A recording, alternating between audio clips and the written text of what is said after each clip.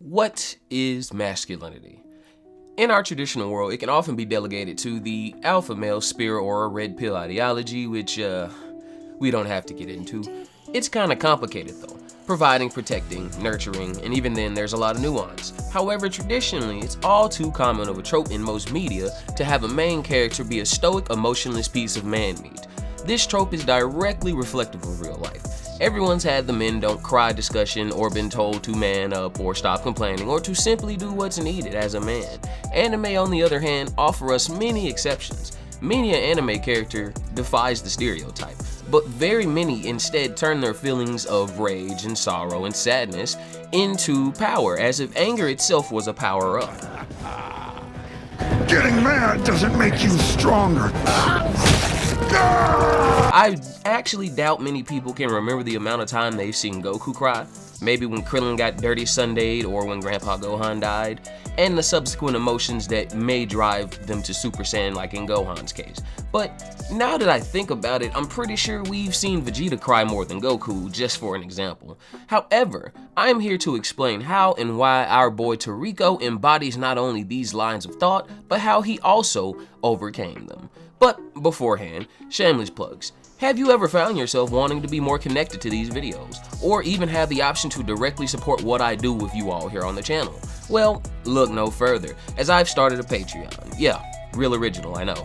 But this is a step towards being a not only more interlinked community, but also to supporting me. Links will be below, and even if you don't want to pledge, you can always just join for free. But continuing on, let's talk Toriko. Beginning, Toriko is our bright and airy protagonist, a literal beefcake, and I'm sure he'd eat that if it was actually an ingredient. From day one, Toriko stands as one of the pillars of his verse, a 25-year-old superpowered jolly giant, and throughout the series maintains this aura, adding a good sense of comedy and mellow tone to the series overall.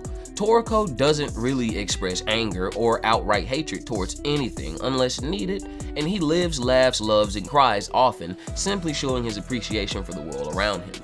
This extends to trying new foods or seeing new sights. Toriko is actually a very emotional person, but very rarely do we see him express true rage. Now, one of the first times is when the GT robot, powered by Bay, injured the original clone Battlewolf, Terry's mother, and another was when he one-shotted the two head chefs in the gourmet world, which was basically just revenge, and maybe in his final battle after he had his taste changed by Pear.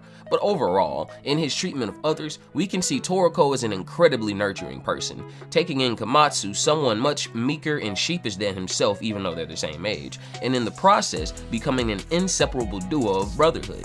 He takes pets in like Terry and even the Obsaurs and shows genuine care for them, this being a major point in the guiding part of masculinity, as even though Terry is a pet, Toriko still pushes him to learn to hunt alone, to not make mistakes, and that the real world is far less inviting than he is, but not before having a literal popcorn date with the dog.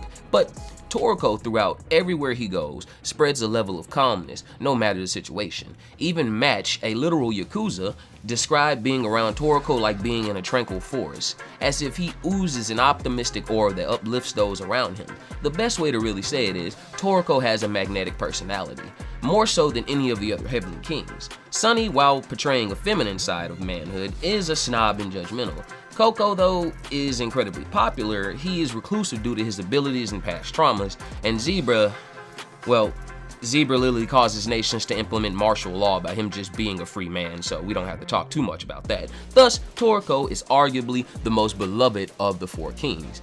Even amongst their enemies, Toriko brings out a certain level of authenticness in battle and in his foes, with several major enemies in the series foregoing their mission's urgency and goal completely and becoming lost in the battle with Toriko. Now, amongst all I've said, the central thing I've been leading to is that in a world designed around the manliest heroes seeking new ingredients and adventure, Toriko is strong enough to be gentle. He embodies the importance of inner strength and compassion, not just physical might.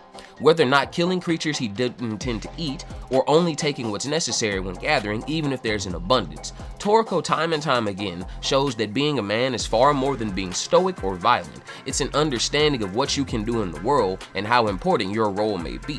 When he met Milk II, it was Toriko who helped her shed the fake persona of being a man to please others and basically herself, and it was Komatsu who helped her realize she was already a great blacksmith with or without Milk I. And one of the biggest moments where we can see Toriko express this different compassionate side is when Terry was born. Toriko had already taken up arms for the Battle Wolf clone when he noticed it was pregnant, almost as if taking the role of a surrogate father, but he even realistically ushered in Terry's birth by shattering the Coliseum dome and went on to adopt Terry. However, there is one point that counters everything I've said. Toriko, despite what he is and who he is, isn't infallible. When he lost to Starjo and Komatsu was kidnapped, Toriko lost himself, literally. The manga makes it a point here to explain that when Toriko awoke, his presence was something even the 8 kings took note of as a threat to their existence. But still, Toriko couldn't be considered superhuman, because he was still coming to grips with the fact that he lost. This massive defeat changed Toriko completely. The spark in his eyes fades, and the joy we'd seen panel after panel was replaced by a dull-faced, jaded Toriko. Even Terry, the wolf, was worried. Toriko hadn't even eaten or drinking since his loss, an entire 180 on his normal persona. Even when knocking Master Jiro arrived, who was essentially his uncle, to break the news that a Chiryu had died in the gourmet world, Toriko, after a drink, still expresses that he feels powerless and weak in the face of everything that has happened, that he couldn't do anything after losing at the festival. And knocking Master Jiro explains that in the wild, a fight doesn't involve good or evil. There are no hard feelings, that it's a simple and pure matter of win or lose, and afterwards it's up to you to basically pick up the pieces. And honestly, Jiro's speech here kind of brings a tear to my eye, considering his own loss later on in the series. In average anime, this would be the time Toriko goes on some unhinged out-of-character massacre or training arc, but instead, it's witnessing the hope, love, and appreciation around the world that brings him back. Seeing his impact in others' lives and how they themselves appreciate life, and how the things that he's done have permanently improved others' lives, and how grateful all these people are for him being simply who he is. On top of that, even Komatsu, though kidnapped and literally staring down one of the strongest people in the verse, has 100% faith that his friend Toriko is still coming to rescue him. And here, Toriko's appetite is reignited along with his emotions, and it's almost like he's coming alive again. His stomach roars with hunger and tears flood his face. Toriko is back and sets off to the gourmet world to find his friend and start a new journey. I feel what Toriko the series does with masculinity is not only show you the different facets of it, but encourage that one express who you are, show gratitude for things small or even that you see as insignificant, and most importantly of all, to value and appreciate the connections you have in life and the love for those you find.